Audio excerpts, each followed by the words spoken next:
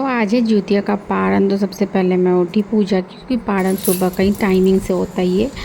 और यहाँ पे हम ब्राह्मण के लिए खाना भोजन का निकालते हैं, तो हमारे यहाँ इसे सीधा बोला जाता है। ये हमने छुआ, उसके बाद छत पे चली गई। वो चना देना था, चना देने के बाद मैंने अपना पारण किया। किस तरीके से पारण किया वो आप आगे देखिए, क्योंकि हर एक घर की अलग अलग परंपरा होती है। हमारे यहाँ ऐसे तो ये गाय का दूध से करते हैं, कच्चा गाय का दूध जो तुरंत थान से निकलता है तो गर्म होता है, बट यहाँ पे मिलता नहीं है। तो हम मड़ुआ का हलवा और चने निगलते हैं, जो कि 5 चने रहते हैं, वो निगला जाता है।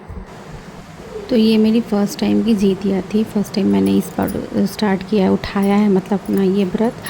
तो मैंने पानी से ऐसी दवा की तरह मैं निगल ली, क्योंकि बड़े बड़े से चने होते हैं। अच्छा, इसके बाद मड़ुआ, जो कि मड़ुआ की रोटी बहुत जगह। तो हे गाइस, आज है ज्योतिया का पारण। तो चना निकल के हमारे यहाँ व्रत तोड़ा जाता है। अभी देखा होगा हमने खड़ा चना निकला, और ये मेरी हालत देख सकते हो, कितनी ज़्यादा हेडेक हो रही थी। तो फिर मैंने लगाया, फिर जाकर मुझे थोड़ी रिलीफ हुई। बहुत ही ज़्यादा हेडेक, माइग्रेन वाला जो अटैक होता है मुझे वही लग रहा था, क्योंकि एक साइड में मुझे बहुत ज़्यादा दर्द हो रही थी और असहनीय दर्द होने लगी थी।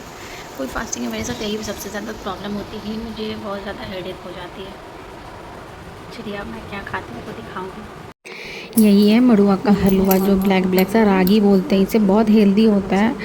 आई डोंट नो क्यों इसको बनाया गया है। देखिए, हर एक चीज़ के पीछे साइंटिफिक और धार्मिक दोनों रीज़न होता है।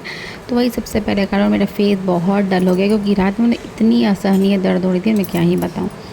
फिर उसके बाद मैंने ये चाय पिया, ब्लैक टी, क्योंकि बासी चीज़ें भी इसमें नहीं खाते, तो दूध इतना सुबह मिल नहीं पाता है। तो फिर दूध आएगा तो मैं दूसरी चाय बना के पीऊँगी। तब तक मैंने सोचा कि यही ब्लैक टी पी लेते, क्योंकि ये हेल्थ के लिए भी अच्छा हो। फिर मैं लग गई खाने की तैयारी में।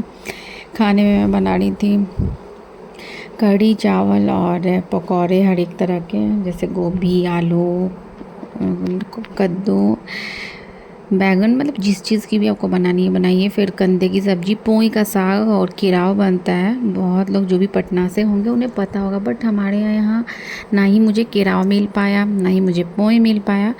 तो मैंने चना बनाया। जो मिल पाता है उसमें ही अब क्या कर सकते हैं, क्योंकि दूर प्रदेश में अपने घर से बाहर रहना है, तो जो मिले उसके साथ ही आपको उसकी सप्लीमेंट को बनाना पड़ता है। इस तरीके से हम करते हैं ज्योतिया का पारण।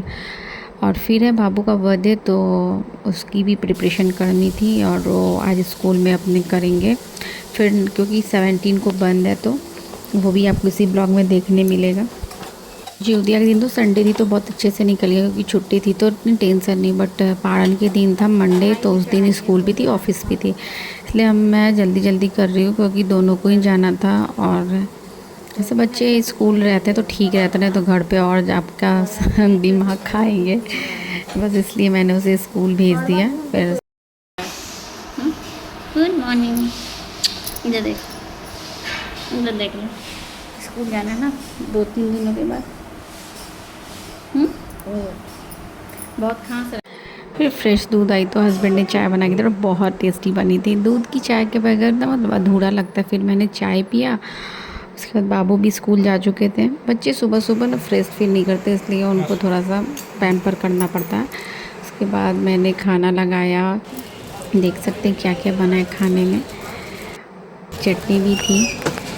मतलब खाना, कोई भी पूजा का खाना ना बहुत टेस्टी लगता है। फिर मैं मार्केट चली गई, क्योंकि बाबू के गिफ्ट्स वगैरह पैक करने के लिए और बलून वगैरह लेना था मुझे। देखो, बोलने आया है तुमको भैया, हैप्पी बर्थडे एडवांस में। बैठ जा विराज, जा भैया के पास। नहीं, तो ये अपने स्कूल में स्वीट्स और पेंसिल ले जा रहे हैं सबको डिस्ट्रीब्यूट करने के लिए। चॉकलेट्स अलाउ नहीं है, अच्छी बात भी। चॉकलेट्स वगैरह बच्चे को ज़्यादा इम्पोर्टेंस नहीं देना चाहिए, कि स्वीट्स वगैरह हेल्दी भी रहता है, अच्छा भी रहता है। तो ये सब चीज़ लेके देखिए, ये इनकी है क्लासरूम। तो हम लोग आज अब खुद से ड्रॉप करने गए थे, कि इनका डिमांड था कि मम्मा आप चलिएगा पापा। ऐसे तो डेली वैन से जाना रहता है, बट बच्चों की भी ख्वाहिश पूरी करनी सबसे बड़ा आपका धन वही है। क्योंकि बच्चों की यदि आप उन लोगों के लिए समय नहीं निकलता, आपका समय व्यर्थ है।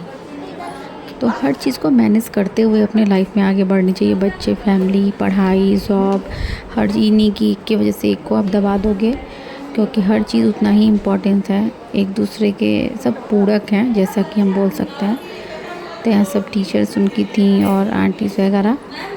उसके बाद छोड़ के मैं घर पे आई, फिर उनकी गिफ्ट रैप वगैरह की, क्योंकि उन्हें मैंने कुछ नहीं बताया है, क्योंकि बच्चों को सरप्राइज़ गिफ्ट मिलता है ना तो वो ज़्यादा खुश होते हैं। और अब मैं आज उनको 12 बजे रात को एक छोटा सा सरप्राइज़ दूंगी, जो कि आपको नेक्स्ट ब्लॉग में देखने मिलेगा। देखिए किस तरीके से, और सब चीज़ पैक किया। उसके बाद से हेलो मेरी सखियों, कैसे हो आप लोग ज़रूर बताना। और कल है बाबू का बर्थडे, तो बेटा फ़ोन देखते, बच्चे ज़्यादा एक्साइटेड रहते बात करने के लिए तो उनकी बर्थडे सेलिब्रेशन मैं आज ही करा दी हूँ, क्योंकि कल है 17 सितंबर, विश्वकर्मा पूजा, उनकी बर्थ उसी दिन हुई है और ये है 6th बर्थडे उनका। तो स्कूल में सेलिब्रेट करना बच्चों के लिए बहुत एक्साइटमेंट होता है, और अनयूनिफॉर्म में जाना।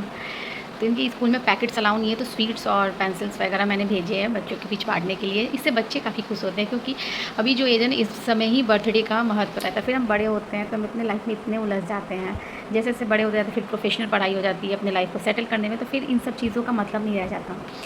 अभी आएगा तो मैं आपको उसकी रिएक्शन दिखाऊंगी, वो काफ़ी खुश होगा। सो 17 को उनका बर्थडे है कल, तो देखते कैसे सेलिब्रेट करते। बहुत बड़ा पार्टी तो नहीं, आपस में ही करेंगे, क्योंकि कोई भी चीज़ फंक्शन करो ना तो आपका टाइम तो जाता ही जाता है। और अभी ऐसा है ना कि मैं अपना टाइम बर्बाद नहीं करना चाहती, बस जितना हो सके अपने पढ़ाई पे फोकस करना चाह रही हूँ। नहीं तो मौका बार बार नहीं आता, और मौका जब निकल जाता तो सिर्फ अफसोस के अलावा कुछ नहीं कर सकते हैं। क्योंकि जैसे जैसे बच्चे बड़े हो रहे हैं ना, तो ऐसा लगता है कि जब दोनों ही स्कूल जाने लगेंगे तो मैं क्या करूँगी। बस इस वजह से मैं और चाहती हूँ कि मैं कहीं ना कहीं इंगेज रहूँ। इंगेज रहने से क्या होता है, आपका हेल्थ भी सही रहता है, आपकी माइंड सही रहती है ना। मतलब जो आजकल डिप्रेशन, जो भी एंजाइटी वगैरह हो रही है, ये सिर्फ और सिर्फ खालीपन का वजह है। आप बिजी रहोगे, इंगेज रहोगे तो आपको कोई बीमारी नहीं आने वाली है। हम खाली रहते हैं तो कुछ ना कुछ तो माइंड में हिट करता रहता है, इस वजह से। तो चलिए अभी आज कैसे मैं, कि मुझे मार्केट वगैरह भी जानी है, कुछ पूजा वगैरह मैंने कल रखा है। सत्यनारायण भगवान का सबसे बेस्ट मुझे वही लगता है कि कोई भी शुभ काम पे पूजा करवा लो, भगवान के ही ऊपर सब चीज़ है। चलो भैया आ गया, आ जाओ।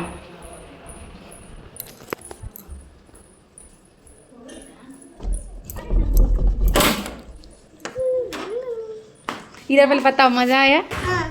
क्या क्या किया? इधर पूरा भर गया, मिठाई ले आया। मिठाई ले, नहीं बचा। कोई बात नहीं।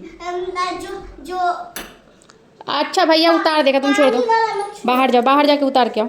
जो पेंसिल खुला हुआ था ना, मैम रख ली। तो कोई नहीं, जाने दो। बहुत सारा एक पैकेट पेंसिल लाना है। अच्छा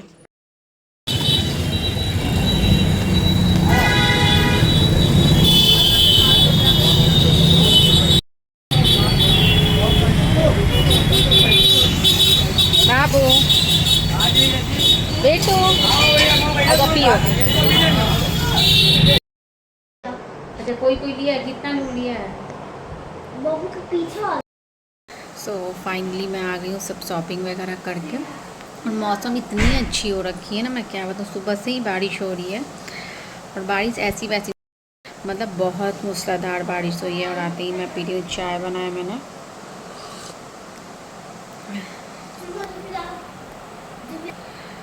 चाय वगैरह पी के थोड़ी सी 1-2 क्लासेस देखूँगी, 2 तो नहीं देख पाऊँगी, 1 देखूँगी, क्योंकि उसके साथ नोट्स भी तैयार करना होता है।